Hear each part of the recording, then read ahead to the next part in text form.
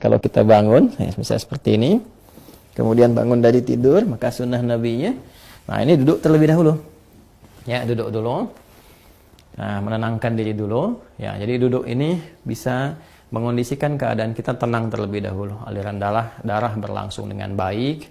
Kemudian juga ya perasaan yang mungkin juga agak sempoyongan, belum stabil, ya kan? Kita stabilkan terlebih dahulu. Nah, jadi tidak dianjurkan bangun langsung berdiri atau bahkan ke kamar mandi atau tergesa-gesa, tidak. Kita mengambil keseimbangan diri dulu, biarkan darah mengalir dengan nyaman, nafas teratur, duduk terlebih dahulu. Ya kan? Nah, lantas setelah itu, maka Nabi menuntunkan supaya menghilangkan bekas ngantuk dulu, ya, dengan bagian tangan dari itu. Masaha biadihi min athari naumihi. Jadi kita menghilangkan bekas ngantuknya dengan bagian tangan yang diduga bersih, gitu ya. Nah, jadi nanti ada di hadis lain bahwa saat bangun tidur nanti saat bersamaan kita akan wudhu, kita dianjurkan untuk cuci tangan terlebih dahulu, ya kan? Karena tidak menduga di bagian mana tangan ini bisa menyentuh hal-hal yang mungkin kotor.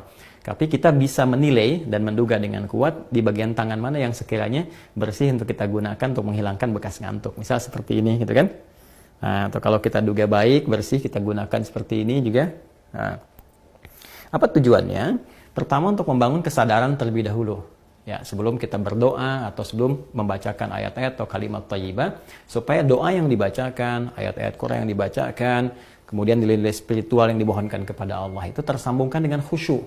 Ya, bisa khusyuk, bisa benar, terasa dalam jiwa. Karena beda rasanya ketika Anda bangun tidur masih ngantuk berdoa misalnya. Doa bangun tidur gitu kan, atau baca beberapa ayat dari Al-Quran, itu rasa kejiwaannya akan berbeda dibandingkan ketika Anda menghilangkan rasa kantuk, ya, kemudian sudah mulai agak fokus, sudah lebih baik, ya. Kadang-kadang kan ada yang baru begini, bangunnya jam 3 kan, tapi yang begini, tiba-tiba lihat jam, udah jam 4, ternyata 1 jam nggak sadar begini kan. Nah, karena itu tidak dalam jeda yang lama, nggak pakai lama, jadi duduk, kemudian hilangkan bekas ngantuknya, seperti ini, ya, bisa demikian. Setelah kita duga cukup baik, kita hilangkan bekas ngantuk, maka di Sunan Abu Daud tadi menunjukkan kepada kita membaca 10 ayat penutup di surah Ali Imran.